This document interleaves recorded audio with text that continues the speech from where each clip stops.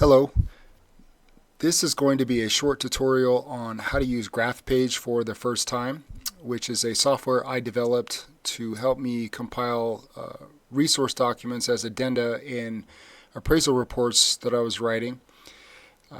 It uses up to 8 different file types, or compiles rather 8 different file types, including PDF, Microsoft Word documents, Excel, PowerPoint, RTF files, TIFF, JPEG, PNG, and allows the user to rearrange the order and place those documents as page images inside of a new Word document or inside of an existing open Word document. This is a task that I would have to do every single time that I wrote a report that would typically take me anywhere from 10-15 minutes on a lengthy report that now is done within seconds, usually much less than a minute. And we'll get into exactly how to do that now with GraftPage. So when you purchase GraftPage from the website graphpage.com, you will be sent an email that looks like this, that'll have a subscription ID. We just copy that and then paste it into the subscription ID field that will be open for you when you download and open the executable file. And you'll be prompted to create a shortcut if you wish. You don't have to, but you'll have the option to. I put mine on right on the bottom of my taskbar. I use it pretty much a couple times a week now, so I like it handy. And here is exactly how you use it. So I go first of all to browse. I'll select 4 different file types just to make it simple, and it allows me to rearrange the order of the files. The files will be inserted as they are listed in the list box here. So if I, for example, wanted this Excel file to be the first, I would left click, hold, and then drag into position. If I don't like any of the files that are in the list box, I can clear them all and then go back. I'm just going to go back and repopulate. If I like one of these to be deleted, I'll left click to highlight, right click, and then remove from list. And that is how you get a singular file out if you don't want it there any longer. The temporary file cleanup button right here is actually a redundant function. GraphPage does not keep any temporary file images at all. Obviously that would be a burden on your hard drive, and over time, especially for image files which are very large. They can be anyways. So every time that the file runs, there's a function in the background that deletes any temporary files of any kind. So there's never any buildup on your hard drive that way. It also occurs when you close the program. So if you hit the close out button here, everything's deleted. And then when we were doing our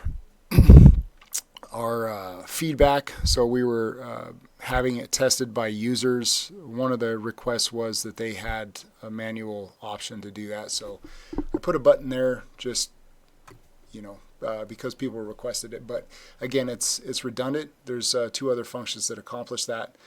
But if you do hit it, you will have a prompt here that says that the files have been cleaned up. Okay, so these radio buttons allow you to insert these file images into a brand new instance of Word document or into an existing open Word document. Wherever your live cursor is, that's where the initial page break will be inserted. All of the page images are inserted after a page image or page break is placed in the Word document. That's intentionally done so that none of the existing content formatting is affected by the page images, because it would have displaced text or images that were already there had that not been the case. So that was a trial and error thing that we came up with to make sure that any of the existing content was not affected. And then you also have the option to save the images to folder. And I've got some extra projects and advancements in GraphPage that are underway that have to do with this. But for now, it just saves the page images to a folder if you wish. So page sizing, fit to default. What that means is the default page size in America, for the most part, is 8.5 by 11 letter size. In other parts of the world, maybe in Europe, it would be A4. And if either one of those are selected, you can select a default paper size, letter A4 right here, depending on where you are in the world. For me, it's letter because I'm in the United States, but all of the page images would be fit to the letter size pages if you wish. Okay, that's important because the secondary option is preserve original sizes. So, for example, if you had a document with individual pages that were legal or tabloid size, this GraphPage would respect the original page size, format the destination Word document to respect the page sizes. So if you had a letter 8.5 by 11 page followed by a tabloid or a legal size page, it would retain the letter and the tabloid size pages, if that makes any sense. Hopefully it does. In both cases, the orientations are also respected. So if you have standard portrait and then you have landscape pages, the landscape and portrait orientations will be respected as well.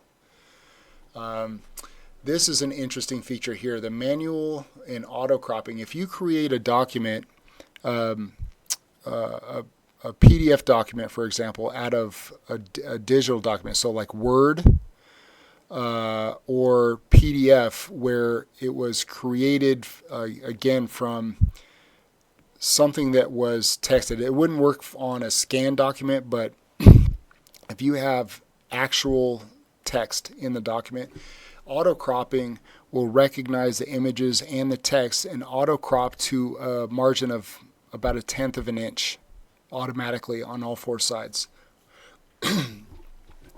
which is very, very handy on documents that have maybe a 1-inch margin. So usually when a document is created, when I'm writing a report, it'll have an automatic 1-inch margin on the sides and maybe something like 1/2 inch or maybe even a full inch on the top. That most of that margin will be cropped so that when it gets inserted into the destination document, there's not double margins, shrinking the text and the font down to a size that's maybe not readable. Or you can just decide exactly how large or how small or no margin at all that you'd like to apply. Image quality slider. This allows you to reduce the file size of the images being inserted. So if you took it all the way down to 50, I think it reduces the totality of the image file size inserted into the destination document, something like 25%. So it's significant enough to have it. So if you'd like to have that function, it does work. I usually just keep it at 100. And then you also have the option of selecting the page image file type to be PNG or JPEG. So I'm going to go ahead and place into a new document. I'm going to say insert here, and you'll see instances of the file types selected, temporary open and close, that so that the vector analysis can take place. And it's done there, and the pages will look like this. So these are just dummy documents that I created just for this.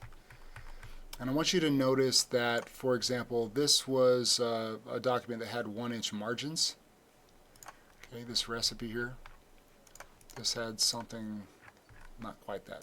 I'm going to put the cursor live right here.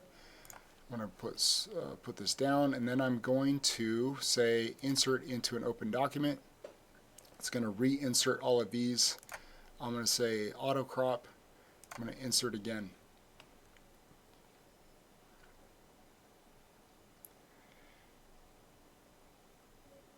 Okay, and what you're going to notice is that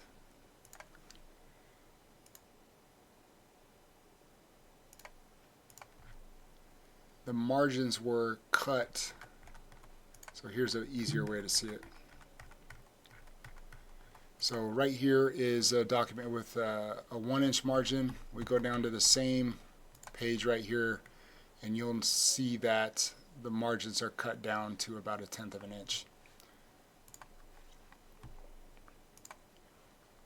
Okay, so that is for the most part how it works. It's a fairly simplistic tool that took quite a lot of effort and work to get to do what it does.